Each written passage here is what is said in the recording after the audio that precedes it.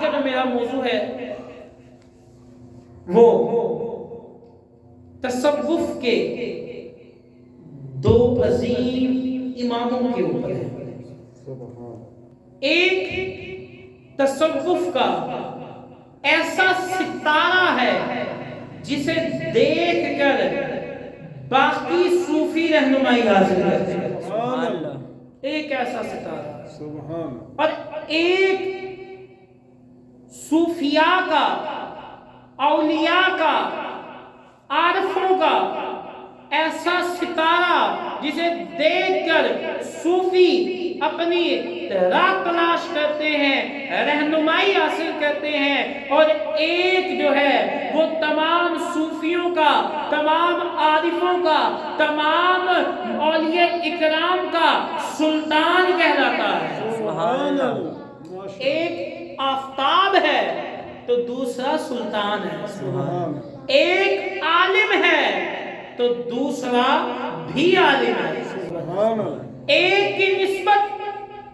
ایک کی نسبت بطور نام مصطفیٰ سے ہے اور دوسرے کی نسبت خون سے مولا علی سے ہے۔ سبحان اللہ۔ دوسرے کی نسبت خون سے مولا علی سے ہے۔ آئیے میں ان دونوں ہستیوں کا مقدس نام لے کر اپنے اس جمعے کے بیان کو شروع کرتا ہوں۔ پہلی ہستی جو تمام صوفیاء کے لیے رہنما، جو تمام عالموں کے لیے رہنما، جو بھی آدمی تصوف میں مہارت حاصل کرنا چاہتا ہے یا اسے تصوف سیکھنا چاہتا ہے یا تصوف کے حوالے سے سمجھنا چاہتا ہے تو انہیں وہ آدمی محتاج ہے ان کی شخصیت کا۔ ہاں میری مراد حضرت سیدنا امام محمد غزالی رحمۃ اللہ علیہ کی، امام محمد غزالی رحمۃ اللہ علیہ آپ کی ذات گرامی ہے۔ پر ایک اگر چاہتا ہے کہ اس کے بھی دل میں اللہ کی محبت پیدا ہو، وہ بھی اللہ اللہ کرنے والا بن جائے، بلکہ اس کے ذریعے سے اللہ اللہ کرنے والے بن جائے، تو پھر دوسرا جو ہے وہ تمام عارفوں کا سلطان ہے، یعنی کہ سلطان العارفین سخی سلطان باؤ رحمۃ اللہ علیہ۔ سبحان اللہ۔ حضرت سخی سلطان باؤ رحمۃ اللہ علیہ کی ذات گرامی ہے۔ آئیے سب سے پہلے حجت الاسلام حضرت امام محمد بن محمد غزالی رحمۃ اللہ علیہ کا کچھ تعارف بھی سنتے ہیں اور آپ کی سیرت کے حوالے سے اپنے پہلے حصے کا آغاز کرتے ہیں۔ آپ رحمۃ اللہ تعالی کا نام مبارک ہے محمد، میری مراد حضرت امام محمد بن محمد غزالی رحمۃ اللہ علیہ۔ اتنی محبت محمد کے نام سے، اتنا عشق محمد کے نام سے کہ خود بھی نام محمد رکھا، اپنے بیٹے کا نام بھی محمد رکھا، اب بیٹے نے اپنے بیٹے امام غزالی کا نام بھی محمد رکھا، یعنی دادا بھی محمد، باپ بھی محمد اور بیٹا بھی محمد۔ تو یہ محمد نام رکھنے کی اتنی بڑی برکت ہے، اور گویا انہوں نے اس حدیث پر عمل کیا کہ نبی کریم علیہ السلام نے ارشاد فرمایا، حضور فرماتے ہیں جس کے ہاں بیٹا پیدا ہو اور وہ میری محبت اور میرے نام سے برکت لیتے ہوئے اس کا نام محمد رکھے تو اللہ پاک باپ اور بیٹے دونوں کو جنت میں داخل فرمائے گا۔ باپ بیٹے دونوں کو اللہ جنت میں داخل فرمائے گا۔ اسی لیے کہتے ہیں آنکھوں کا تارا نام محمد، دل کا سہارا نام محمد، آنکھوں کا تارا نام محمد، دل کا اجالا نام محمد، دولت جو چاہو وہ دونوں جہاں کی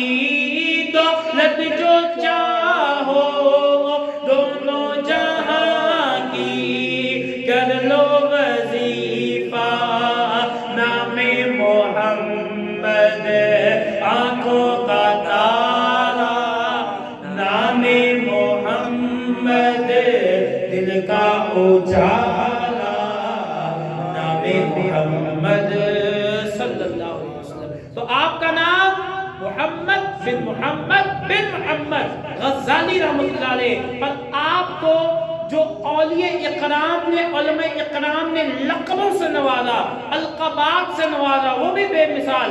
آپ کو امام البحر بھی کہا جاتا ہے. آپ امام البحر بھی ہیں، زین الدین بھی ہیں، حجت الاسلام بھی ہیں، حجت الاسلام بھی ہیں. یہ مقام ہے. آپ کی ولادت باسعادت 450 ہجری میں بمطابق 10,058 عیسوی میں خراسان کے علاقے طوس میں آپ کی جو ہے وہ ولادت باسعادت ہوتی ہے. آپ رحمت اللہ تعالی علیہ کا مقام، آپ کی زندگی ہمارے لیے رہنما ہے. آپ کا مقام سنیے اور جھوم جائیے. آپ رحمت اللہ علیہ نے پوری زندگی علم و عمل میں گزاری اور آپ کا علمی مقام سنیے اور جھوم جائیے. آپ کا علمی مقام ایسا تھا کہ اس وقت کے امام حرمین جو حرم میں نمازیں پڑھایا کرتے تھے، ان کے یہ الفاظ ہیں. امام حرمین جی نے ارشاد فرمایا، فرماتے ہیں غزالی علم کا بحر ذخار ہے. غزالی علم کا بحر ذخار ہے، یعنی کہ سمندر ہے علم کا. یہ اس وقت کے امام حرمین کے علم. اور اگلی بات بھی بڑی بات ہے. واہ سبحان اللہ. امام غزالی کی شخصیت ایسی ہے، امام غزالی کی شخصیت ایسی ہے. حضرت امام ابو الحسن شاذلی رحمۃ اللہ علیہ بہت بڑے بزرگ ہیں اور یہ تصوف میں صوفیوں میں بہت ہی زیادہ معروف ہے. یعنی کہ ان کی کتابیں جو ہے نا وہ ہر صوفی غالباً پڑھتا ہے، تب جا کے اس کو آگے کی ہدایت ملتی ہے. حضرت امام ابو الحسن شاذلی رحمۃ اللہ علیہ غزالی کے بارے میں کیا فرماتے ہیں؟ آپ سے منقول ہے، آپ نے کمال کا وظیفہ دیا. آپ فرماتے ہیں جسے اللہ تبارک و تعالیٰ کی بارگاہ سے کوئی حاجت ہو، تمنا ہو، آرزو ہو، اسے چاہیے وہ غزالی کے وسیلے سے رب کی بارگاہ میں دعا کرے. غزالی کے وسیلے سے رب کی بارگاہ میں دعا کرے، اللہ اس کی دعا قبول فرمائے. کیا شان ہے. میں نے کہا کیا وجہ بھائی؟ غزالی کے وسیلے سے رب دعا قبول کرتا ہے، کیا وجہ؟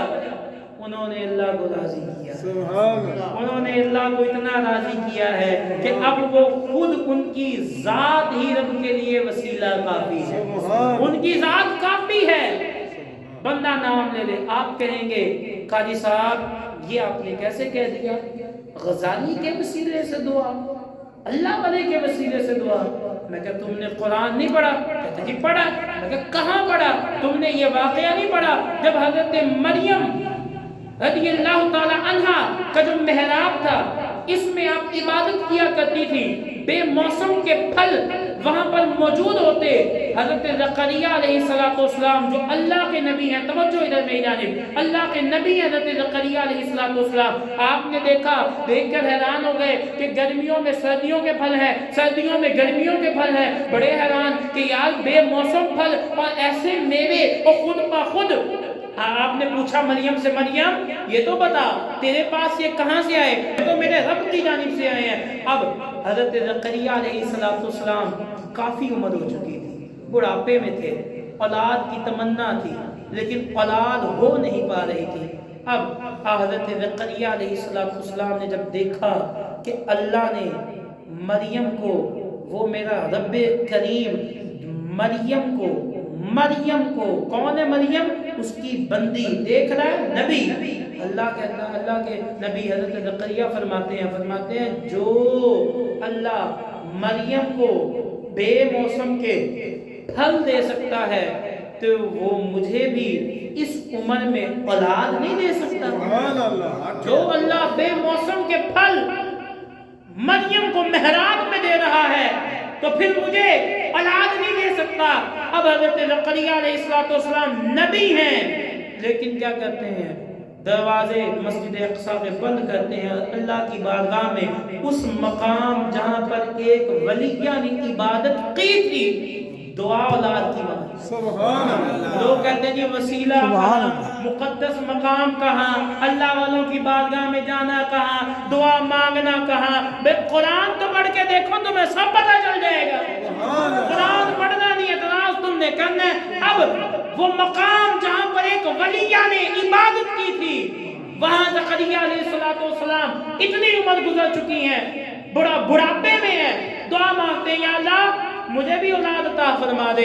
اس مقام پر جہاں ولیہ نے عبادت کی، اللہ نے دعا قبول فرمائی اور بیٹا نہیں دیا بلکہ بیٹا نبی بنا کر دیا۔ بیٹا نبی بنا کر دیا۔ حضرت یحییٰ علیہ السلام آپ کی اولاد میں آئی۔ میں کہ جب اللہ کا نبی اس ولیہ کے مقام پر جہاں وہ عبادت کیا کرتی تھی وہاں کھڑا ہو کے دعا مانگے، اس کی دعا قبول ہے، تو پھر سن امام ابو الحسن شاذلی صحیح فرماتے ہیں جب بندے کو کوئی تمنا ہو وہ امام غزالی کے وسیلے سے دعا مانگے، اللہ اس کی دعا بھی قبول فرمائے گا۔ اللہ اس کی دعا بھی قبول فرمائے گا۔ اللہ کیوں نہیں قبول فرمانے والا؟ بندہ مانگے تو صحیح، بندے کے اندر شک نہ ہو، بندہ ایسے نہ کرے جب مانگ کے دیکھتا ہوں قبول ہوگی تو مان لاں گا، نہیں ہوئی تو رہنا۔ یہ نہ اس میں منن والے بن جاؤ، نہ منن والے ہمیشہ نقصان میں رہتے ہیں۔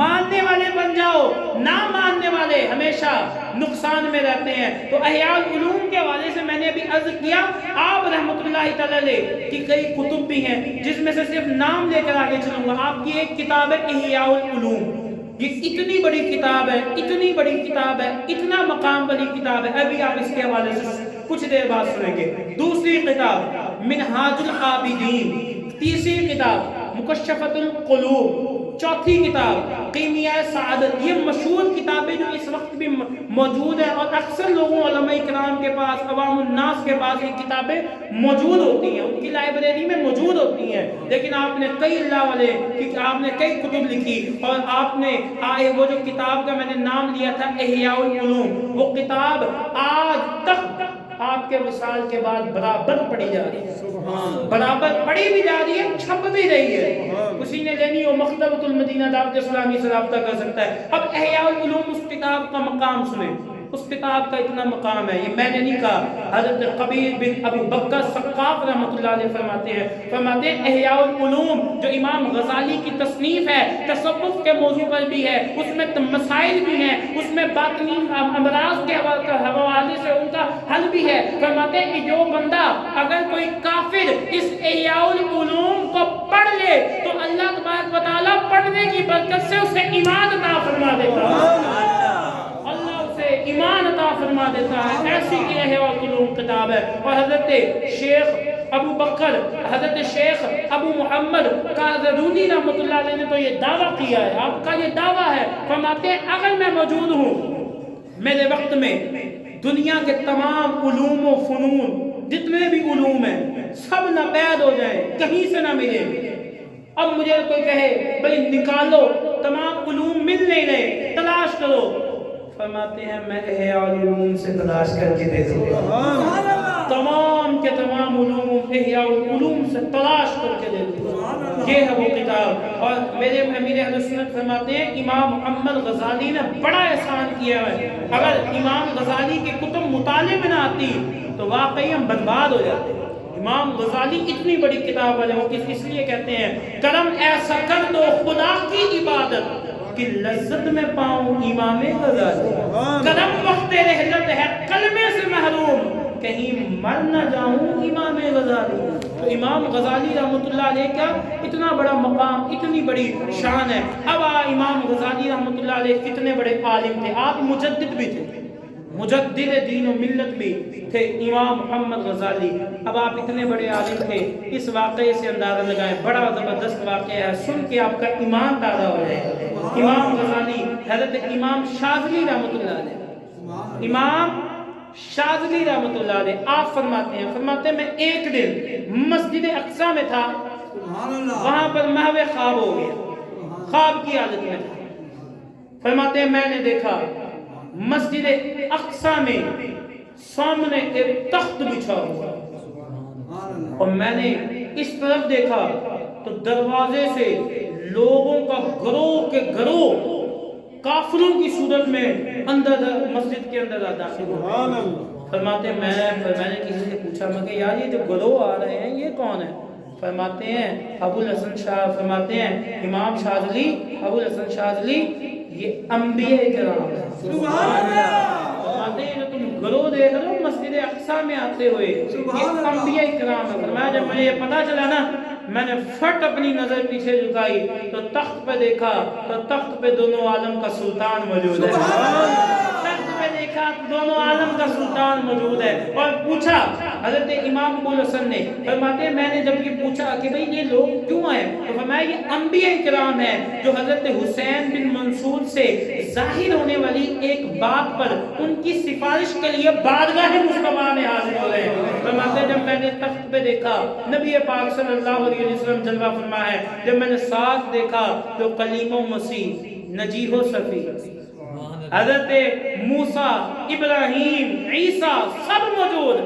फरमाते हैं मैंने देखा, मैंने फरमाया जब मैंने इनकी रियायत की तो मैंने सोचा यार इतना मौका बार बार आता कोई नहीं, कान लगा के सुने कहते क्या है यार, कान लगा के सुने कहते क्या है। हजरत अबुल हसन शाज़ली फरमाते जब मैंने कान लगा के सुना तो हजरत मूसा अलैहिस्सलातु वस्सलाम, तवज्जो फरमाए, बड़ा अब यहाँ एक समझने वाला मकाम है। हजरत मूसा अलैहिस्सलातु वस्सलाम हुजूर की बारगाह में अर्ज कर रहे हैं या रसूलल्लाह आपकी हदीस पाक है, आपने फरमाया कि आपकी उम्मत के उलमा की मिसाल बनी इसराइल के अंबिया किराम की मिसाल की तरह है। आपके उम्मत के उलमा की मिसाल बनी इसराइल के अंबिया किराम की मिसाल की तरह है। फरमाया अब मैं आया हूँ तो मुझे कुछ दिखाएं तो सही, मुझे अब दिखाएं कौन से आलिम है, अपने उलमा से मिलवाएं तो सही। अब हुजूर नबी पाक सल्लल्लाहु अलैहि वसल्लम ने हजरत इमाम गजाली की तरफ इशारा फरमाया, हजरत इमाम गजाली रहमतुल्लाह अलैहि की जानिब इशारा फरमाया। अब हजरत इमाम गजाली आए, हजरत मूसा अलैहिस्सलातु वस्सलाम मौजूद हैं, हजरत इमाम गजाली, हजरत मूसा अला नबीना अलैहिस्सलातु वस्सलाम मौजूद है। अब हजरत मूसा अलैहिस्सलातु वस्सलाम ने हजरत इमाम गजाली, आपने कोई उनसे सवाल पूछा किसी इल्म के ऊपर, अब इमाम गजाली रहमतुल्लाह अलैहि को चाहिए कि जब आदमी आपसे सवाल पूछे तो आप उसका एक जवाब दें, आपसे कोई सवाल पूछे आप उसका एक जवाब देंगे।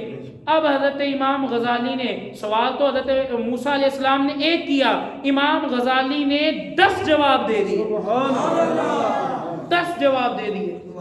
अब उसूल तो नहीं बनता था, जब उसूल ये बनता है कि जब एक आदमी आपसे एक सवाल करे तो जवाब भी एक आना चाहिए। अब हजरत मूसा अलैहिस्सलाम ने फरमाया, फरमाते हैं कि मैंने तो आपसे एक सवाल पूछा था, आपने 10 जवाब क्यों दिए? अब हजरत इमाम गजाली का इल्म देखिए, आपने फरमाया आपसे जब अल्लाह तबारक व तआला ने पूछा था कि ए मूसा तेरे हाथ में क्या है, तब कुरान में आपने कह देते कि मेरे हाथ में असा है, आपने पर उसकी वजूहात बयान की, चंद बातें बयान की, उसके जवाबात को मजीद तवालत में उसे जवाब दिया, तवील किया कि मैं इसके ये मेरा असा है, इसके जरिए से मैं ये काम करता हूँ, ये काम करता हूँ, ये काम करता हूँ। अब हजरत इमाम गजाली फरमाते हैं अब मुझे पता है इस वजह से आपने, अल्लाह ने आपसे एक सवाल किया, आपने ज्यादा जवाब दिए। वो किस वजह से? वो इस वजह से कि आपकी ख्वाहिश थी कि एक सवाल के बदले ज्यादा जवाब दूंगा तो ज्यादा देर रब से बात करने का शरफ हासिल होगा। इसी तरह आपने मेरे से एक सवाल किया, मैंने भी सोचा कि ये मौका बार बार आता नहीं है, बार बार अल्लाह का कलीम मुझसे गुफ्तगू करे ये सादत मिलती नहीं है, इसी वजह से मैंने भी एक सवाल के 10 जवाब दिए। तो मैं इसीलिए मैंने भी एक सवाल के 10 जवाब दिए हैं। अब वाकई इस हदीस पाक पर वो हुजूर की हदीस पाक रोशन हो गई कि हुजूर फरमाते हैं, नबी पाक सल्लल्लाहु अलैहि वसल्लम ने इरशाद फरमाया कि मेरी उम्मत के उलमा की मिसाल बनी इसराइल के अंबिया किराम की तरह है। मेरी उम्मत के उलमा किराम की मिसाल बनी इसराइल के अंबिया किराम की तरह है। अब आइए حضرت امام غزالی رحمۃ اللہ علیہ کی یوں تو کافی بڑی شان و عظمت ہے. تو میں اب اپنی جو دوسری ہستی ہے، میں نے ابھی عرض کیا کہ ہم نے جو تصوف کے دو اماموں کے اوپر گفتگو کی. ایک تصوف کا وہ امام ہے، ایک تصوف کا وہ امام ہے، وہ سورج ہے، وہ ستارہ ہے، وہ چاند ہے جس سے باقی سارے تصوف والے اہل حق روشنی لیتے ہیں. اور دوسرا وہ ہے جو تمام عارفوں کا سلطان، دوسرا وہ ہے جسے سلطان العارفین کہتے ہیں. دوسرا وہ ہے جو جنگ کی سرزمین پر بیٹھا تو ہے لیکن اس کی حکومت آج بھی ملتان میں مسجد علی محمد میں بھی بیٹھ کر تمام لوگوں کے دلوں کے اوپر ہے. حضور سیدنا سخی سلطان باہو رحمۃ اللہ علیہ کی حضرت سخی سلطان باہو رحمۃ اللہ علیہ کی ایسی شان، ایسی عظمت والے تھے کہ آپ کا لقب سے ہی آپ کی شان و عظمت کا پتہ چل رہا ہے کہ آپ کا لقب ہے سلطان العارفین. سلطان العارفین کے لقب سے آپ کا تعلق ایوان خاندان سے ہے. اور ایوان کون ہے جی؟ یہ ہیں علوی، ایوان خاندان سے، اور یہ ہیں علوی. علوی کسے کہتے ہیں؟ علوی اس شخص کو کہتے ہیں کہ جس کا تعلق حضرت علی المرتضیٰ شیخ خدا سے ہو. یہ حضرت علی رضی اللہ تعالیٰ عنہ کی جو دوسری ازواج کی اولاد ہیں انہیں علوی کہا جاتا ہے. اور حضرت علی اور حضرت بی بی سیدہ کائنات کی جو اولاد ہے انہیں سید کہا جاتا ہے. آپ علوی بھی تھے اور ایوان خاندان سے آپ کا تعلق تھا. آپ کے والد صاحب کا نام بازید محمد جو نیکوکار حافظ قرآن تھے، اور آپ کی والدہ کا نام بی بی راستی جو انتہائی اعلیٰ درجے کی ولیہ تھی، اعلیٰ درجے کی ولیہ تھی. اور آپ کی ایسے آپ مادرزاد اللہ کے ولی تھے. مادرزاد اللہ کے ولی کیسے ولی تھے؟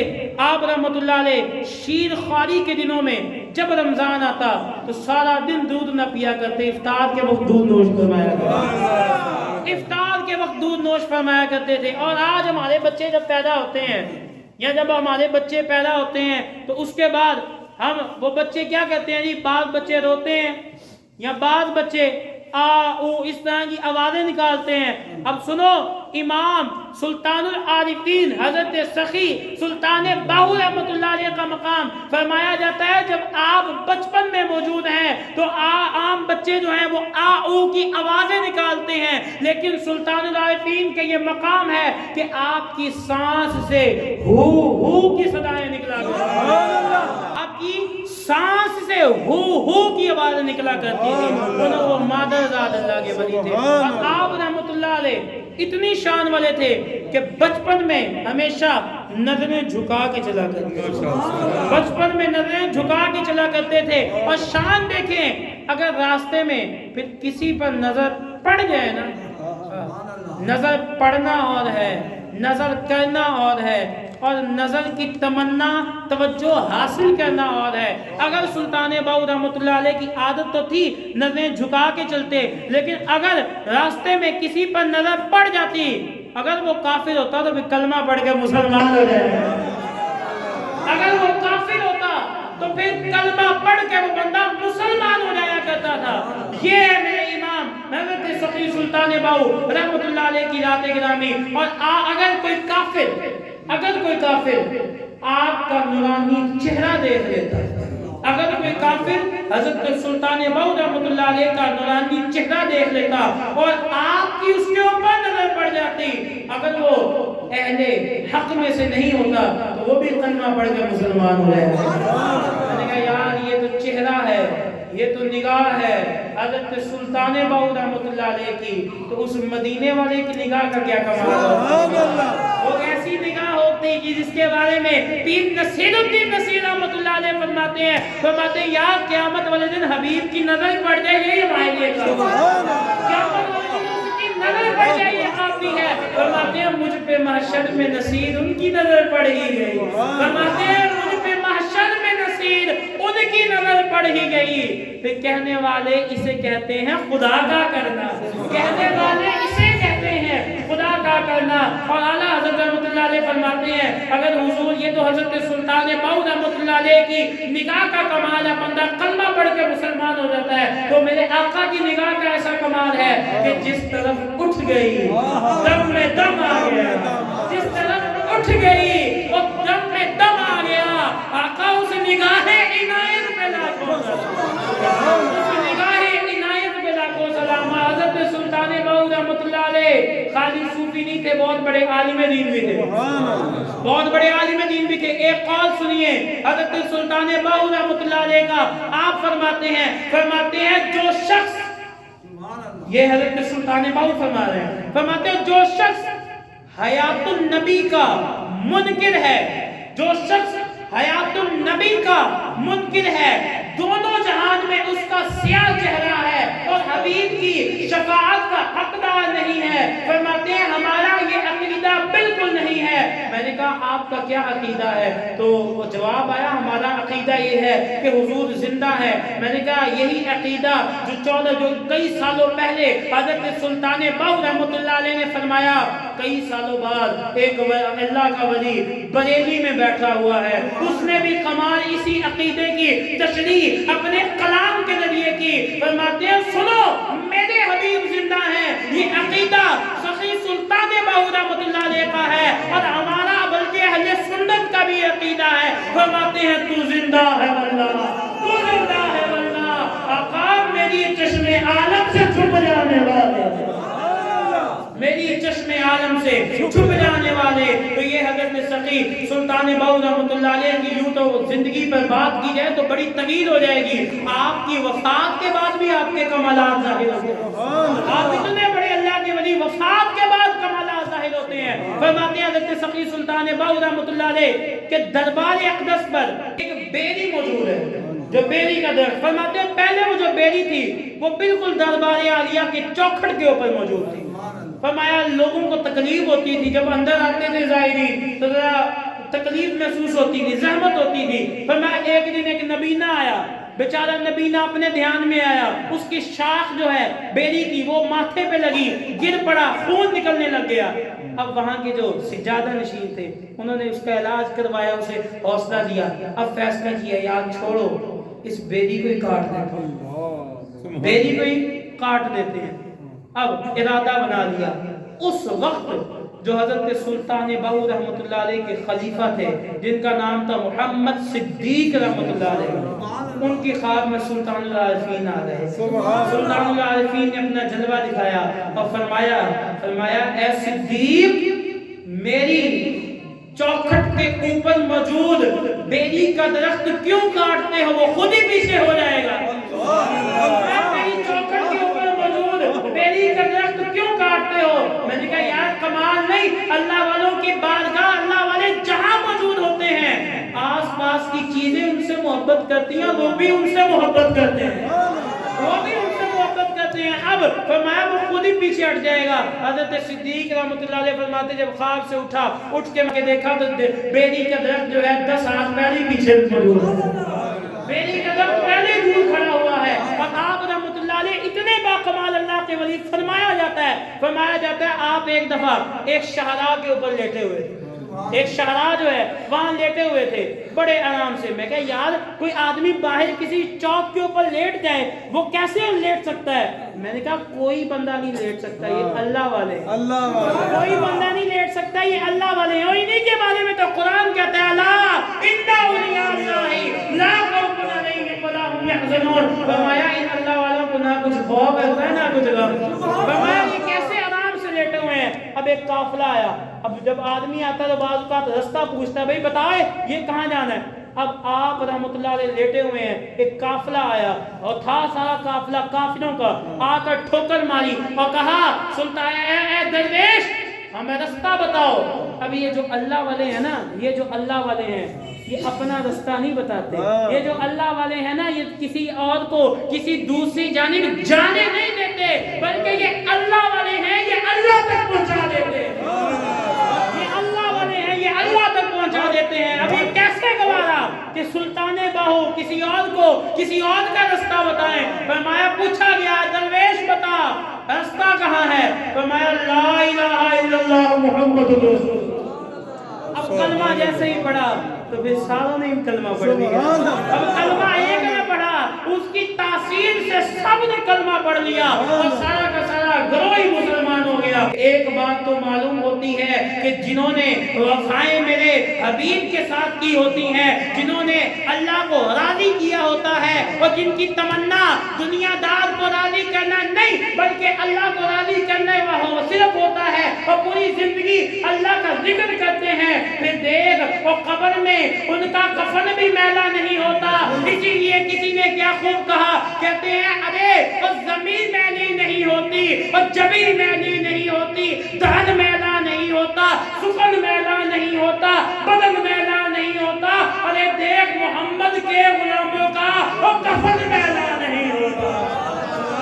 محمد کے تو غلاموں کا کفن میلا نہیں ہوتا، جبین میلی نہیں ہوتی، سکن میلا نہیں ہوتا، دہن میلا نہیں ہوتا۔